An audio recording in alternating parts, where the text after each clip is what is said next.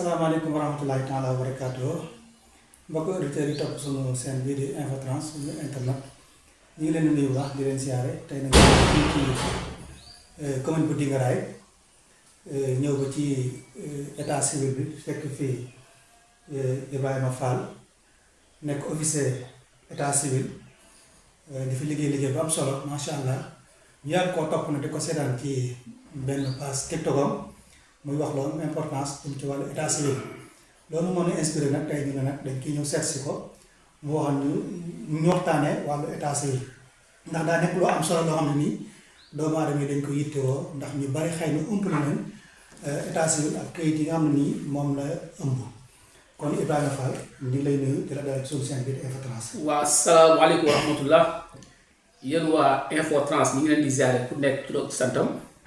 di jiital ci nuyoo bi suñu xarit suñu mbokk Sëriñ Fallou Sougou moom mi nga xam ni ci doomu commune bi la dëkk d'abord commune Dingaraay déplacé wu ba jógee Mbacké ñëw fii au niveau de sa commune def benn travail bu am solo à travers cérémonie yëpp.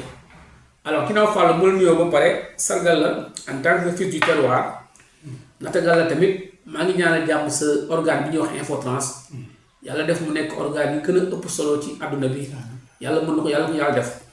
bon tey nag da nga touché benn thème bu am solo mu ñuy wax d'abord état civil bon sur ce ma def benn digression bu ndaw rek bon remercier monsieur le maire de la commune de Dingaraay Mamadou Kébé Gadiaga moom mi nga xam ne mi ngi def un travail très remarquable à travers la commune bon confié ma tamit benn aspect bu am solo li ñuy wax par exemple état civil la bu ñu koy wax maanaam mooy jëmmu doomu aadama parce que comme ni nga ko xamee Sëñ Fallou article 29 bu code de la famille dafay wax ni état des personnes maanaam jëmm doomu aadama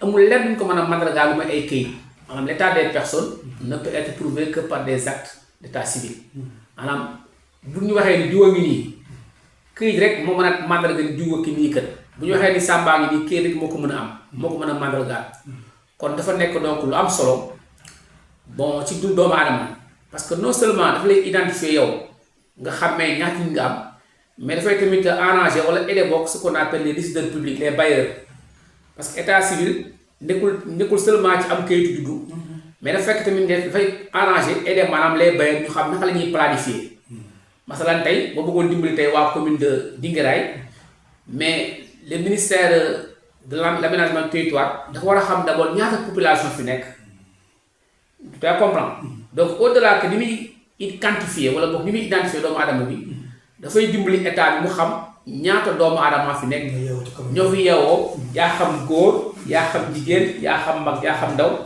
ngir ëllëg dafay agir ci politique publique yooyu ñu war a def moo tax loolu lu am solo la bon tey nag boo ñu ko mayee seen classe ñu waxtaan bi ñuy wax par exemple naissance waaw maanaam juddu bon article bi koy wax mooy c'est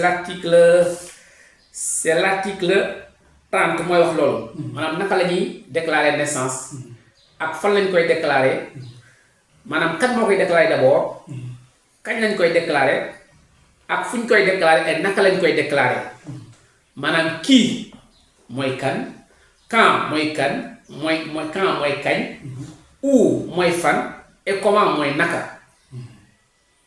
galas bu ñu tontoon ñeenti question yooyu mooy kii mooy kan mooy def déclaration quand mooy kañ la koy def où mooy fan lañ koy defee ak comment mooy naka lañ koy defee yaakaar naa bu ñeent yooyu ñëwee rek insha allahu rabbi dina yem waaw léegi ma ñëw ci première question bi waaw muy kan waaw très bien léegi nag kan mooy def déclaration bi article dafay wax ni la déclaration du père émane maanaam la déclaration de naissance maanaam émane du père mooy papa ji mën na ko def de la mère yaay ji mën na ko def proche parent maanaam yaa xam sa maam bu góor wala sa maam bu jigéen wala ascendant mooy sa mbokk bu la jigéen wala képp koo xam ni fekkee nga naissance bi mën na ko tamit def mën na def déclaration bi bu pare ak tamit chef du village mën na ko def wala le procureur bi nga xam ni moom mi nga xam ni ci ressort tribunal bi ci la nekk mën na def déclaration bi ma waxaat Fallou déclaration bi d'abord kan moo ko war a def la déclaration papa mën na ko def benn yaay mën na ko def frère mën na ko def maam mën na ko def képp ku fekkee juddu xale bi pas xale mais képp ku fekkee juddu xale bi mën na ko def képp ku ko fekkee mën na ko def loolu la ñuy wax les témoins waaw loolu la ñuy wax par exemple des personnes ayant assisté à la naissance bon témoin c'est benn affaire la waaw moo ñu fekkee naissance bi mën nañu ko def wala tamit chef de village mën na ko def bu ko fekkee wala tamit le procureur aussi mën na ko def mën na ko autoriser parce que procureur xam nga ni moom par exemple moom mooy supérieur hiérarchique par définition donc les officiers d'état civil à travers donc la circonscription yaakaar naa bu loolu amee rek léegi dina réglé léegi beneen bi nag kañ lañ koy def quand. waaw ci ban moment la ñuy defee. très bien déclaration boobu. waaw loi bi dafa wax ni. très bien loolu tamit sawar naa trop. la loi dafa wax ni d'abord déclaration normale. mooy benn fan bu xale bu juddoo baam fanweeri fan baam 45 jours du moins maanaam weer ak fukki fan loolu la ñuy wax déclaration normale. léegi nag bu ëppee weer ak fukki fan mën nañu ko def ci at bi. bu ëppee weer ak fukki fan ba at mi di ñëwaat déwén la ñuy wax déclaration tardive donc masalan bu xale juddoo le 31 décembre 2025 fii ci Jigéeraay ñu ngi 2026 31 décembre 2025 bu juddoo mën naa demaat ba 31 décembre 2026 doon koo déclaré donc mu ngi noonu mais dans ce cas bu ñëwee bu passé 1 mois 15 jours dañuy préciser ci mention marginale bi wax déclaration tardive maanaam dafa xaw a tardé mais néanmoins ñooñu ma la wax noonu. mais moom day dugg ci procédure maanaam ci procédure déclaration normale. très bien dugg ci déclaration normale. bu bokk ci ñi nga xamante ni dañuy defal nu ñu koy waxee sax. jugement waaw boobu ñëwaguma fi naa ko incha allah Galas waaw. damay laaj foofu macha allah waaw c'est une question très importante de Galas et d'ailleurs très pertinente mais naa ci ñëw incha allah rabbi ci boobu léegi nag. ñooñu ma la wax noonu bu ñëwee yan pièces la ñuy indi waaw te nag xam aussi en général fii jigéen ñi ñuy mutee par exemple ci poste de santé bi par exemple masalan bu amee benn jigéen bu mucc ci poste de santé bu Kër Madiop wala poste santé bu Ceytu wala poste santé bu Dingaraay léegi sage-femme bi da koy état bi ñuy wax par exemple certificat d'accouchement léegi nag bu xale bi bu parent bi di ñëw ñooñu ma la wax bu kenn ci di ñëw dégg d'abord certificat accouchement bi indi état civil carte d'identité yaay ji indi tamit carte d'identité papa ji ak certificat d'accouchement bi ñu defal ko déclaration incha allah jox ko volet 1 et je précise que la déclaration toutes les déclarations d'abord sont gratuites doo ci fay dara amul fay dara c'est gratuit et j'en profite également pour wax nit ñi leen ñëw leen ngeen ñoo def seen ay déclaration parce que loo xam ne yaa ngi ko war a def doo ci fay dara te boo passé at bi naa ñëwaat après day gën a compliqué ci yow loolu daal yaakaar naa ni bon noonu lañ koy defee léegi nag muy benn question mooy où fa lañ koy defee. léegi rek xaaral tuuti léegi ñi nga xamante ni dañ leen defal papier maternité boobu noonu. waaw parfois papier bi day réer ci suuru ngénte yi mère parents yi di mais sa famille duñ xamante fu ñu koy teg papier bu réeree est-ce que du impact ci kayitu xale. waaw mais en général bu réeree il suffit que nga demaat rek ñu établir ce qu'on appelle benn duplicata rek au niveau par exemple du dispensaire sage-femme bi nga xam ni moom mooy sage-femme accoucheuse bi. bon mën na defal li ñuy wax benn duplicata rek daal di mentionner la date de naissance de l'enfant boo ñu établir sans problème quoi. c'est ça waaw bu réeree la c'est ça. léegi bu fekkee nag par exemple dañ ko war a accoucher commune bi Dingara ñu jàllale la Bambey wala Mbaba Garaas loolu it. waaw boobu tamit day pose ce qu'on appelle le principe de la territorialité mooy lan. boobu tamit bon c'est un problème très complexe. même benn xale Fallou Galas bu nekkee par exemple say soxna. dafa par exemple matoo dispensaire bi Dingaraay. ñu évacuer ko dispensaire Bambey. bu muccee Bambey. naturellement évidemment ba Bambey ñoo ko war a may kii. parce que dañuy wax toute naissance doit être déclarée wala tout événement dañ ko war a déclarer ci fu mu xewee maanaam bépp xew-xew. te zone ba mu xewee fa lañ ko waroon déclarer boobu tamit yaa pose problème parce que loolu moom c'est une loi quand même moo wax loolu moo ni bépp xew-xew fa mu xewee bu nekkee naissance mi ngi xewee Bambey. Bambey am na hôpital am bien sûr am na mairie. waaw. bu nekkee xale bi ñu ngi juddoo Tamba am na mairie. de la même manière bu juddoo États-Unis aussi am na mairie. loolu moom c'est une comment on appelle c'est une donnée. universel. Donc, par définition, toute naissance doit, tout événement doit être déclaré bon, dans le lieu où cela s'est passé. Il y a une naissance, il y a une Louga ngay defee certificat de mariage ba yaa xam sa jabar dafa muccee Thiès ngay defee certificat de mariage ngay def certificat de naissance ba yaa xam tamit benn nit dafa maanaam génn àdduna foofu lañ koy defee. day sax boo xoolee dans les dispensaires wala au niveau des hôpitaux on a installé donc benn maternité en même temps à côté aussi benn centre d'état civil. c'est pour vous dire que boo génnee rek ñoo déclaré si loolu Bambey ba accouché waaw. léegi su boobaa. waaw. léegi moom bu fekkee ne dama ko wutal kër gi doon xoolal ci maire bu Bambey. waaw est-ce que kon day wane ne moom Bambey toujours fa la mën a amee ay kayitam fa la ko mën di lijjantee. waaw bien sûr grâce parce que déjà risque Bambey ci la xale bi nekk te xam nga nit ku nekk risque ba nga nekk rek foofu nga mën a fekk trop parce que benn xale bu ñu ko defee risque Bambey jox ko masala numéro 20. donc waaw c'est très compliqué quand même mais quand même c'est la loi comme ni koy waxee ah de la lex et la lex. c'est dur mais c'est la loi moo ni tout événement doit être déclaré dans le lieu où cela s'est passé loolu loi ko wax. xëy na peut-être les législateurs mooy kii voté loi yi dina dem ba benn instant ok mu xool. mu rendre compte la xool peut-être des mécanismes d'assouplissement. pour yombalal xëy na nit ñi état boobu daal. bon loolu daal yaakaar naa buñ ci répondre. bon beneen bi nag mooy. comment par exemple bon wax naa l'accord commencé wax naa boobu. wax naa la question de qui mooy kay. wax naa la question quand. où moo des ah. où mooy bien sûr c'est au niveau de la mairie. waaw fi ñu koy defee moom naturellement décès. wala naissance. wala mariage ñu ngi koy defee d'abord ci mairie bi. comment mooy naka lañ koy defee mooy. wax naa ko sànq mooy. day indi certificat accouchement bi. di ko sage-femme bi defaral. indi carte d'identité ñaari parents yi. d'accord bon bu indee filiation les deux parents joxe turam ñu defaral ko certificat ñu defaral ko par exemple certificat de naissance bi en même temps daal di ko koy liiral parce que la loi aussi daf ñu l'officier d'état civil.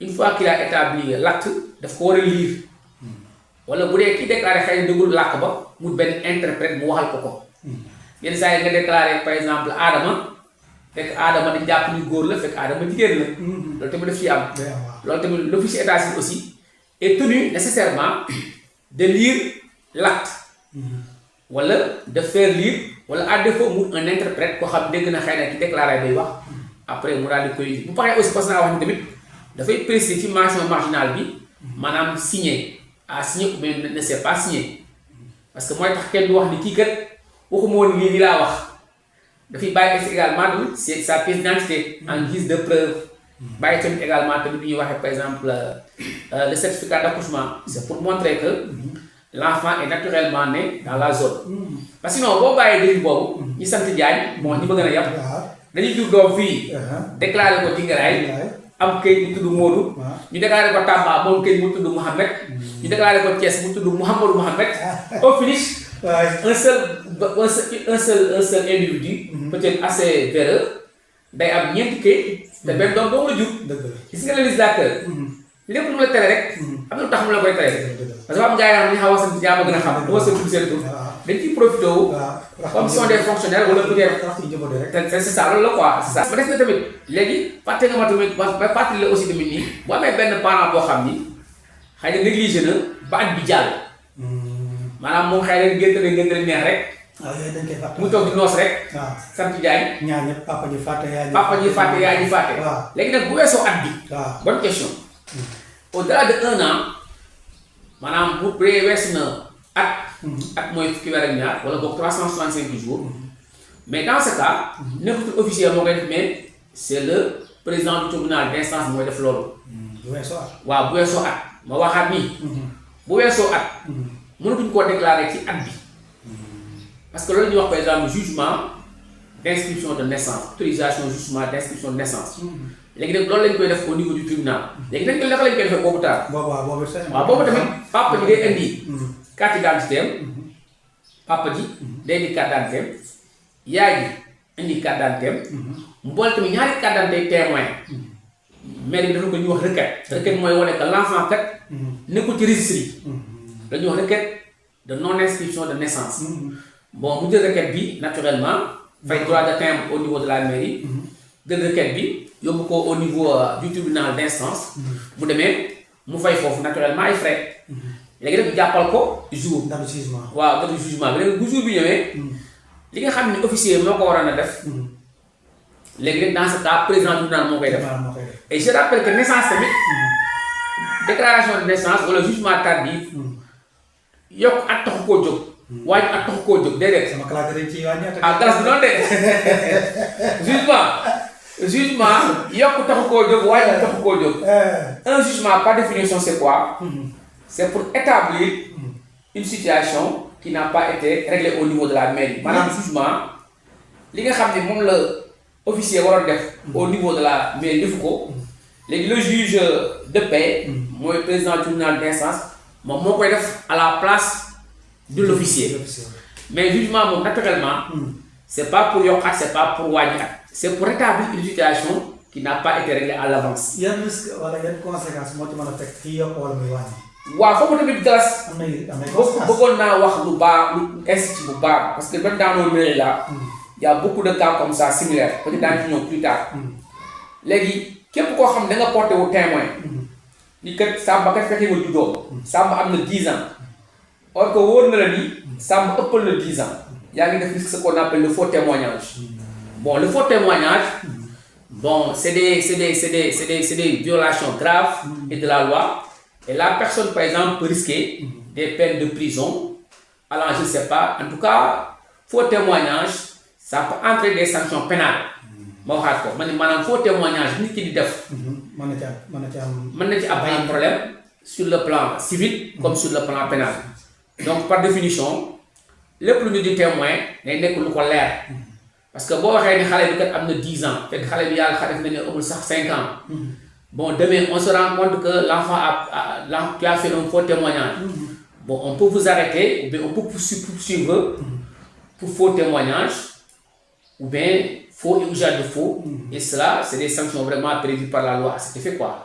waaw merci waaw jërëjëf. kon loolu moom bàyyi kon ñu bàyyi ci xel bu baax waaw jërëjëf. nga defal témoignage ak waajur bi xam ne mooy déclaré doom. waaw ñu dafa tardif. mu xool âge yi nga xam ne nii jàpp na ne xale bi am na ko. c'est ça mu wax ko parce que loolu mooy li gën. c'est ça te loolu mooy li jaar. léegi ñu jàll ci maa ngi ko doon junj léegi. waaw suñu gox bi day bari ñoo xamante ni dañ fi ay jigéen lañ dañoo sëy si fii mais bii ñëw amuñu kayitu juddu am fi doom léegi doom boobu ñu war koo déclaré naka la ñuy def. waaw léegi koo xam ni. papa ji am na kay carte d'identité mais yaay amul carte. waaw naturellement moom comme ni ma ko waxoon sànq bépp déclaration boo xam ne ëpp na 1 an officier mënatu ko def donc ki nga xam ne moom moo fi sëy si par exemple jógee ba leen gox sëy si fii day indi d'abord carte d'identité papa indi carte d'identité yaayam indi ñaari pièces yoo xam ni maanaam ñaari nit ñoo xam ne fekk nañ juddoo mu joindre ko ci dossier bi ñu def ko requête mu yóbbu ko au niveau par exemple du tribunal d'instance pour mën a am këyit noonu lay demee quoi. kon su maanaam xale bi mu jur moom balaa mën a am këyit juddu il faut yaa am këyit juddu d'abord wala. bon naturellement parce que non naturellement mais parfois aussi peut-être mën nañ def par exemple parent sans état civil mais à supposer que bi ngay déclarer xëy na wax tur boo xam ni moom nga am peut-être mën nañ ko bind yenn saa ci registre bi. Par exemple mën na déclarer nit boo xam ni xëy na yaay ji amul këyit wala papa ji amul këyit mais problème bi rek mooy ñaari këyit bi ngay tur bi ngay wax ci état civil bi état civil xale bi nay fekk yow tur boobu nga amoon mi ngi mel ni parfois ñu lay woowee par exemple Ngóone fekk yow Jàmba moo ci nekkoon loolu mooy am différence par exemple de nom loolu tamit ça vous pose problème. loolu tamit day am tamit waaw day am waaw c'est ça. ok waaw léegi ñu ñëw ci xale yi nga xamante ni dañuy tromper seen waajur yi nga xamante ni papa bi day taxaw fee ne juruma ko du sama doom. waaw te ko am droit am naissance ndax mi ngi jàng war na am ay kayitam léegi kooku buñ ko wutal kayitu juddu sant bi ban sant lay porté. waaw ak est-ce que mën naa am kayit sax d'abord ba ñu war a lijjanti yooyu. bon naturellement Galas waaw yaa ngi may posé li ñuy wax par exemple le problème de l'enfant naturel. bon enfant naturel par définition mooy. mooy xale boo xam ni dégg nga maanaam juddoowul ci bu mu sëy. bon am na mais comme ni ñu ko xamee rek bon tout enfant bu judd moom il a naturellement droit à un état civil. Bon xale moom bu juddoo yaa xam dafa juddoo ci bu mu sëy yaa xam juddoo ci moom am na droit état civil. léegi naka lañ koy def léegi l'enfant naturel boobu ñu enfant naturel moom day jël santu yaayam du jël santu papaam. loolu le code de la famille wax. donc l'enfant naturel porte nécessairement le nom de sa mère. léegi nag une fois que ñu dem xëy na 1 an 2 ans 3. papa ji retrouvé wu ko. mu def changement de paternité. loolu la mën na nekk bien sûr. par exemple xale bu nga xam ne juddoo ci bu mu sëy moom santu yaay ji lay jël. léegi nag heure bu ko papa ji reconnaître mu def li ñuy wax changement de paternité maanaam changer sant bi. mais dans ce cas c' est le président tribunal naissance moo koy def. moo koy autorisé. wax ni man kat amoon naa doom ca jamono yooyu. si tey xëy na plus jeune et autre. bon reconnaître ma ko. léegi nag reconnaître naa ko. je veux que maintenant l'enfant porte le nom, mon propre nom, au lieu du nom de sa mère. Dans ce cas, pour intenter une action, on va le changer. Mais nous, à notre niveau, nous, on met sur les mentions marginales, enfant, bon, naturel. Et on précise ça. Ici, au niveau de la mairie, on met enfant naturel sur les mentions marginales. Parce que dans le registre, il y a ce qu'on appelle des mentions marginales. Mentions marginales, moi, là, moi, bon, affecter la naissance, voilà, affecter les circonstances de déclaration, des petits précisés au niveau des mentions marginales. Parce que là, on a écrit prénom du père et nom, par exemple, prénom et nom du père, nous n'avons pas barré. C'est pour montrer qu'ici, bon, on n'a pas encore son, par exemple, le nom prénom et le nom du père. Mais comme c'est des actes quand même très confidentiels et très rares, mais nous, on prend la précision. Parfois, on a des cas comme ça. On prend la précision de décrire sur les mentions marginales que cet enfant-là est un enfant naturel et que à la place du père, du prénom, du père et de la mère, on va bâtonner quoi. Bâtonner mon numéro, on les donne par nature quoi. Waaw yaakaar naa loolu leer na. Merci Galas. léegi ñu jeexale foofu parce que état civil sax këyitu juddu wala naissance liñ ci war a wax bëri na. waaw xam naa du xaj émission bi léegi dañuy ñëw ci jugement ñu jeexale foofu bëgg ci beneen sujet maanaam ki nga xam ne nii dem na ba passé 1 an yi nga waxoon. waaw mu war a def jugement. waaw loolu sax dèjà wax ko sax xëy na. waaw ci ñëwaat rek maanaam naka lay def moom bu mën a am jugement ak ñi nga xamante ni parfois. dañuy sant par exemple sama sugu ñu defal ko sugu defal ko sug ji. sug ji wala boog tur yaa nekk beneen tur. waaw beneen tur boo xam ne nii dafa xaw yàq comme nu ka traitement. waaw je comprends. je comprends mu bëgg rectifier yooyu. rectification waaw léegi moom nan lay def ci yenn yoon lay jaar. waaw c'est ça Galas léegi la rectification. bëri na trop ci état civil c'est comme les erreurs. après dañ ci ñëw xëy na peut-être. bon bu amee benn waaye par exemple bu joxe un exemple. comme bi gën a fréquent ci ñun. mooy li ñuy wax Diao. avec O. ak Diao avec W. waaw boobu noonu nga gis benn waaye boo xam ni. boo xëy na peut-être moom bi muy déclaré doomam. ñu ngi ko bindal Diao avec O. avec O waaw ci doom bi. parce que xëy na peut-être officier bi fa nekkoon. jëlu woon temps xool carte d'identité papaam. léegi moom dafay def par exemple li ñuy wax rectification. waaw rectification je rappelle que officier état civil. bu xasee bind ba pare mënatul laal li mu bindal. c'est interdit c'est formellement interdit par la loi. la loi non mënatul def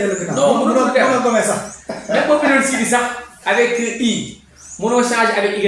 mën na jël si doom sax kiyaat ko. non ça c'est formellement interdit par le code. c'est formellement interdit. laaj na nag tey nag laaj na nag nu ñu koy waxee sax maanaam tey daal. waaw dafa demander wu vigilance. voilà. waaw ça demande vraiment de la vigilance. parce qu'on a dit que les rectifications.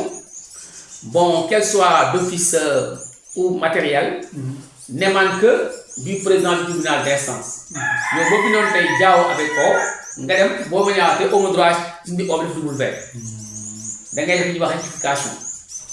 La question du moins, comment se fait la rectification d'abord d'un nom? C'est très facile. Dans les deux pièces d'identité d'abord pour intéresser, il faut qu'il y ait un extrait de naissance.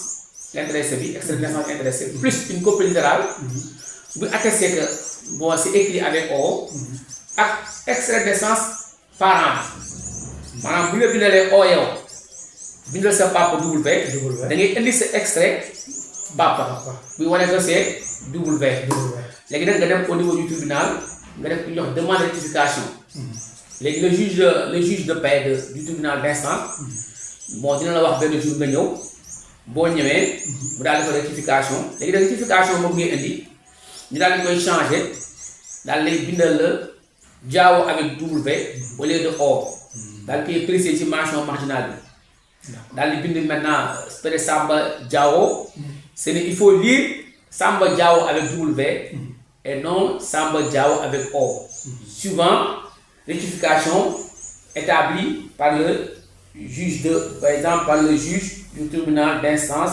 numéro extra noonu lay demee.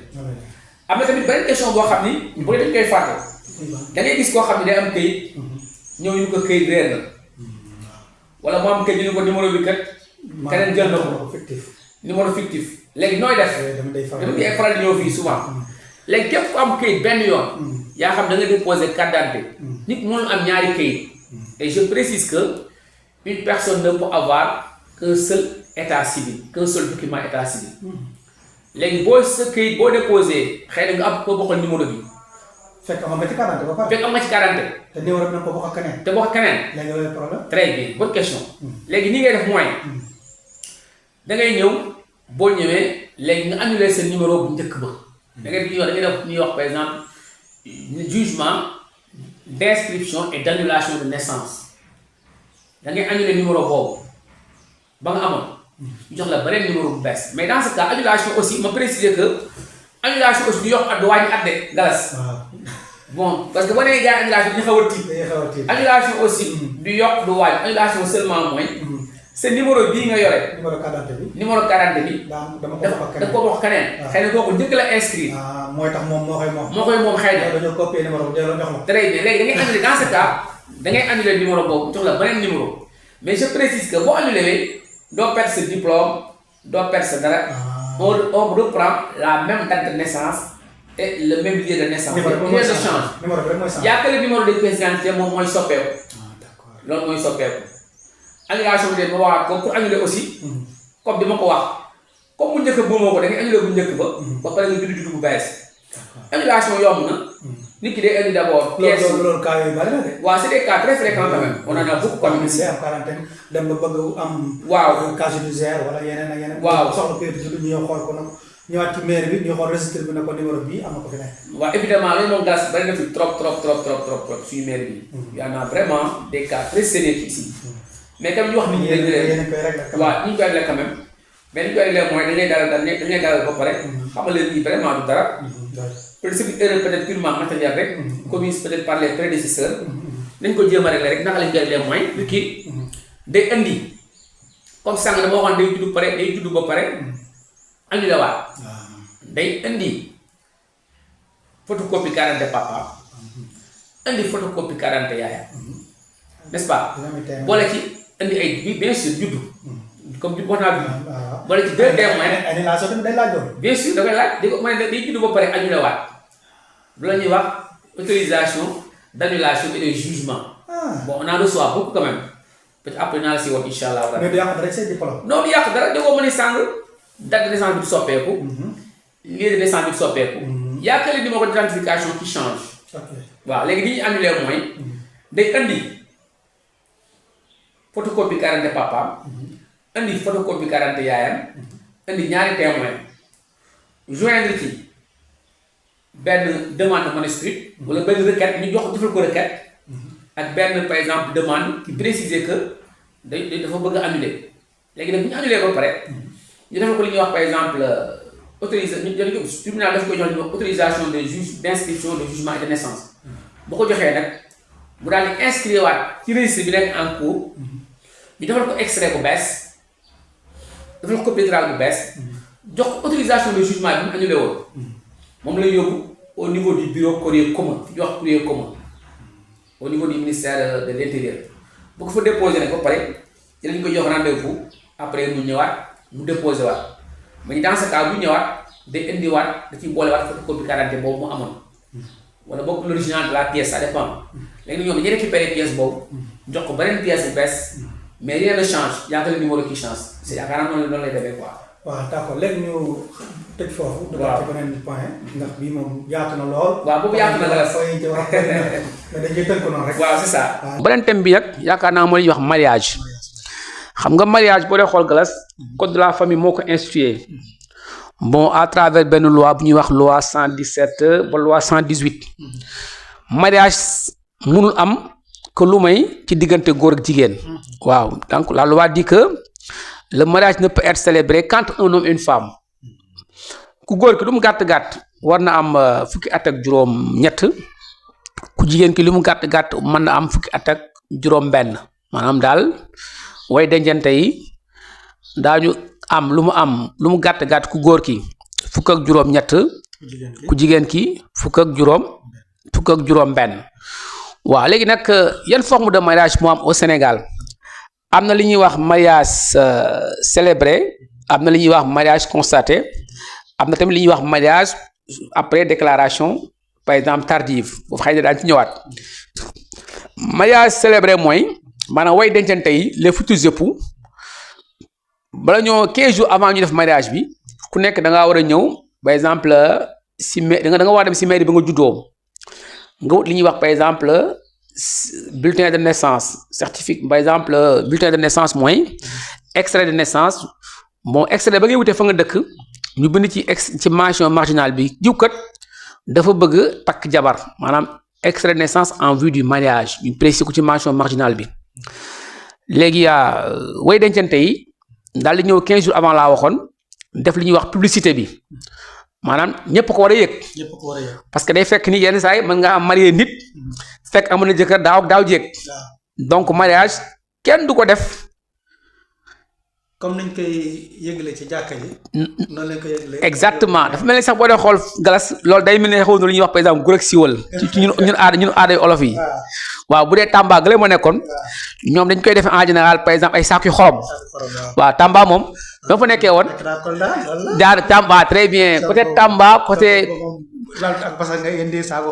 côté Tamba moom day mel ni seen aada ji moom li maanaam ñu wax góor ak siiwal ci ñun ñoom aaday siiwal ji mooy saa koy xorom parce que man j'ai assisté naa fi ay mariage yoo xam ni avant ñuy def mariage bi ñu séddale ay saako xorom ci koñ bi ngir day tax ndaw si bëgg am jëkkër wala ki ñu bëgg a takk képp koo xam ne yëgul nga ni mi ngi ci ak buum nga ni kii kat jabari diw la woon nga opposé wu ci loolu dafa mel ni dafay ñëw li ñuy wax par exemple article 119 wala 118 moom moo wax ni mariage dañ ko war a siwal buñ ko siwalee nga xam ni képp koo xam ni da ngay def opposition ci mariage bi dans ce cas officier bañ ko bañ a célébrer la ñuy wax mariage célébré ci bis bi nag bon naturellement officier bi dafay dem ci mariage bi wala bokk ñoom ñu ñëw si mairie bi ku nekk buy ñëw nga ànd ak benn témoin majeur témoin bi nag lu mu gàtt mën na am maanaam ba 18 ans waaw témoin mën na am 18 ans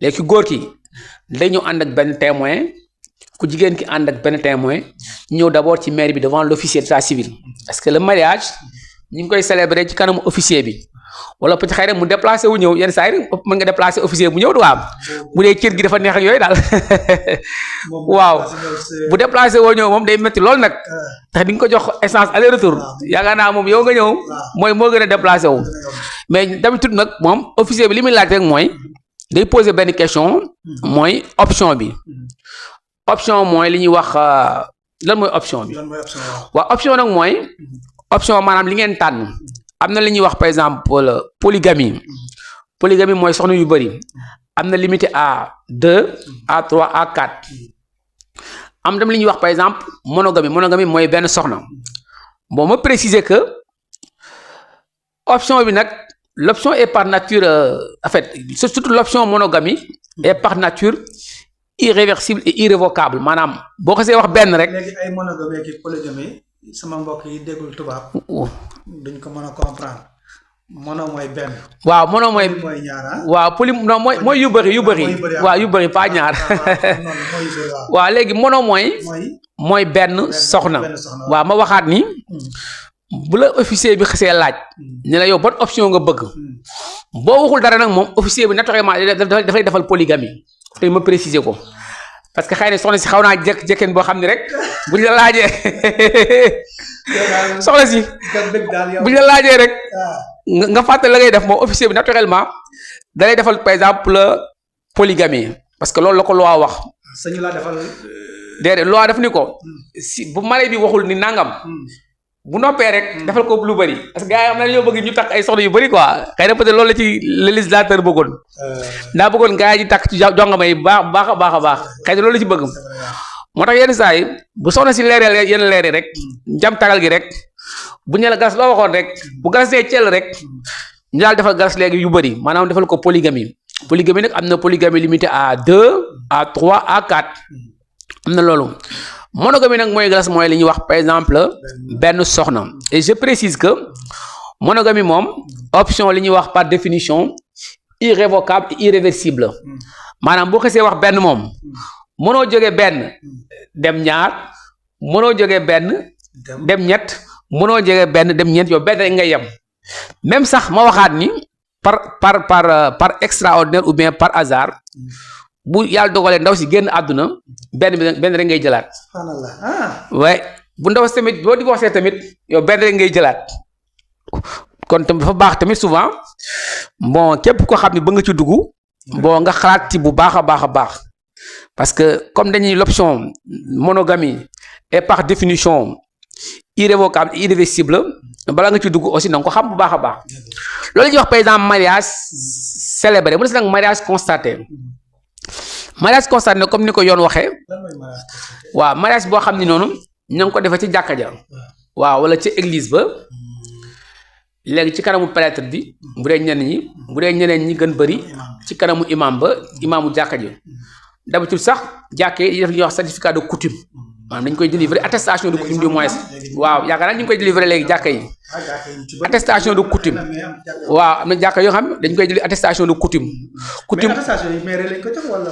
non attestation en général ci gën a bëri yi ma gën a gis yu gën bëri mooy kii ñoo koy defar quoi imaamu jàkka yi ñoo koy defar waaw ñoo koy defar seen bopp bon di ko délivrer ñoom ñi nga xam ni fi lañ defee seen mariage yi quoi peut-être mooy naa benn contrepartie financière bu xaw a yem dool mais attestation de coutume boobu mooy wane que mariage bi ñu ngi ko célébrer ci coutume ñu ngi ko par exemple constaté ci xëy na aaday séeréer aaday wolof aada extra Sénégal comme ni nga ko xamee ku nekk yàgg sa aada léegi boobu amee nag moom ndaw si buy ñëw day ànd ak waa ji chaque fois du dëgg ku nekk nga indi ñaari témoin majeur bu ñëwee ba pare léegi naturellement officier bi dina leen poser ay questions ban option lañ bëgg comme ni ma ko waxoon sànq option mooy benn soxna ñaar ñett wala ñeent ak tamit li ñuy wax régime fàtte woon naa ko régime mooy am na li ñuy wax ñaari type de régime wala ñaari type de régime mooy régime séparation des biens mooy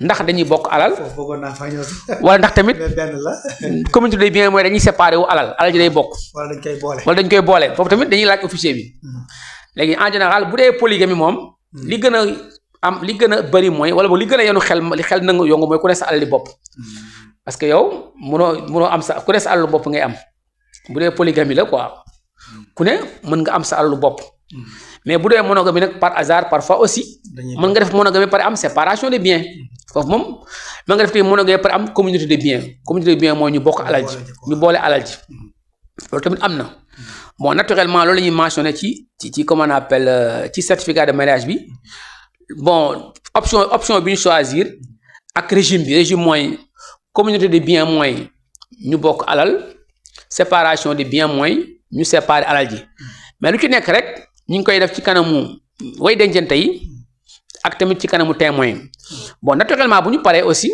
l'officier dafay wax témoin bu nekk signer registre bi témoin bien sûr témoin dañuy signer et puis tamit dañuy signer officier bi délivrer la li ñuy wax ay volet 1 de façon gratuite mais wax gars yi nii bon c'est vrai que takk jabar neex na trop mais boo leen takkee pare gars yi nga ñëw célébrer mariage bi parce que ñun dégg nga maam day jënd ay registre quoi te kenn du ci nekk ñëw leen ngeen takk ay jabar di ñëw di déclarer seen comment on appelle seen mariage yi au niveau de l'état civil bon de façon gratuite naturellement moom gratuite la waaw de façon gratuite foofu ni ñu koy préciser mariage bi amul fay dara ñëw leen bon ma préciser tamit ni mariage bi aussi bu ëppee 6 mois donc mënatul nekk ci mairie bi day nekk sa li ñuy wax par exemple au niveau du tribunal d'instance.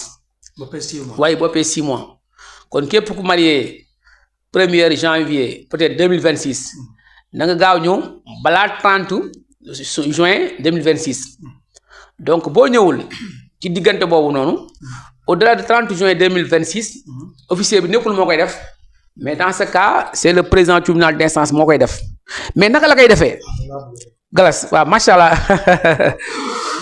waaw. ki nga xam ne nii amoon na 6 mois. xelam soog a dem ci war naa am certificat de mariage. waaw mu ñëw au niveau de maire ñu ne ko yow période bi nga ko war na am romb nga ko léegi da nga dem tribunal léegi bu dem tribunal naka lay demee tribunal. waaw Galas kontaan nañ trop ci question bi quand même ñu bëri dañuy ñëw di ko def di ko laaj di wax nag en général mariage ñun kat dañoo marié woon il y a presque 4 ans 5 ans de cela xëy na xamuñu woon léegi comment se fait nan ko ñuy def ba am certificat de mariage ma wax rek ni ñu koy defee yomb na way dencante yi maanaam dañuy ñëw ku nekk indi sa photocopie carte d'identité nationale nga photocopier ko ak photocopie des 2 témoins ñu defal li ñuy wax par exemple requête nga jël requête bi nga yóbbu ko au niveau du tribunal d'instance bon mooy naa nga fay benn contre benn somme bon forfaitaire peut-être tribunal mooy xam yooyu boo fayee ñu defal ñu jox la jour léegi nag jour J bon jour J mu nekk yenn jugement bi jour jugement bi jotee ñëwee incha allah léegi way dencante yi ñëw ak seen ay témoins le juge naturellement dina leen poser ay questions yoo xam ne mooy xam léegi nag bu leen mayee certificat de mariage bi ñu transcrire ko ci registre yi jox leen seen ay volets quoi bien sûr parce que mariage bi chaque fois ci mairie bi dinañ koy defaree waaw mariage bi bu nekkee tamit nag dafa am tamit par exemple mariage li ñuy wax mariage contentieux wala boog divorce contentieux li gën a bëri waaw ma waxaat divorce moom bu amee même mariage bu dee juge bi takku ko par exemple wala juge bi dafa takku ko woon. bu fekkee ne ni divorce dafa am wala dafay bëgg a am. waaw te ñooñu amuñu ca mosquée ba lañu jotuñu takk sëy bi. wala ca église bi lañ takk sëy bi léegi ñu bëgg a tas. waaw léegi te dañ bëgg ko jaar ci yoon. waaw par exemple ñu bëgg a dem ci mairie wala tribunal. waaw yan yoon la ñuy jaar. waaw merci Galas question boobu tamit c'est une question très pertinente que ñu bëri ñu ngi koy laaj ma wax ni la ab sëy moom yaa xam bu mën a nekk bon tribunal ñi ngi koy takkee tribunal la koy tas même bu dee sax amu leen woon këyit tribunal da mooy tas sëy waaw ni mu koy tasee mooy. ñu takk ci jàkk yi may naa la sa baat rek taxul mu tas. ah non du point de vue ci l'islam d'accord ci l'islam mën na tas mais du point de vue juridique moom. constitution Sénégal wala suñuy loi. waaw non may naa la sa baat. non loolu doyul. du point de vue juridique moom. même boo amulee papier mariage. non même boo amul papier de mariage sax mariage bi. dañ koy takk ba pare au niveau de la mairie. wala boog transcrire ko au niveau de la mairie door ko yóbbu tribunal tas ko waaw même bu dee sax amuleen woon këyit. waaw léegi nag am na 2 types de divorce. am na li ñuy wax divorce à l'amiable. waxtaan comme ni nga ko xamee waxtaan bu jubóo. ak divorce contentieux.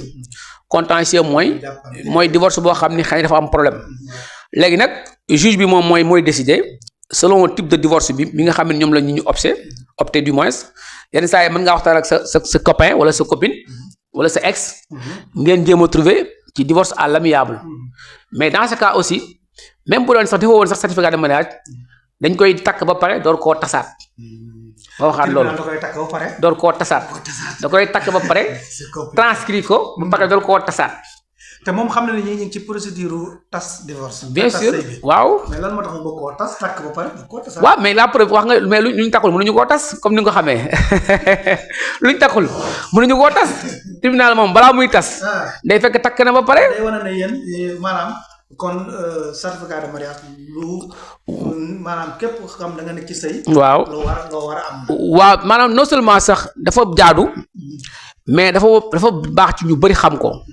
parce que tey moo wax la ni la Galas tey par hasard benn waay bu génnoon tey àdduna yaa xam dafay liggéey ci benn banque wala mu bàyyi xaalis ci benn banque bala ñoo yox doom ji soxna ci koppar yi il faut que mu am certificat de mariage. léegi xam naa ci wàllu mariage bi. yaakaar naa question ma ca man jeex na. waaw.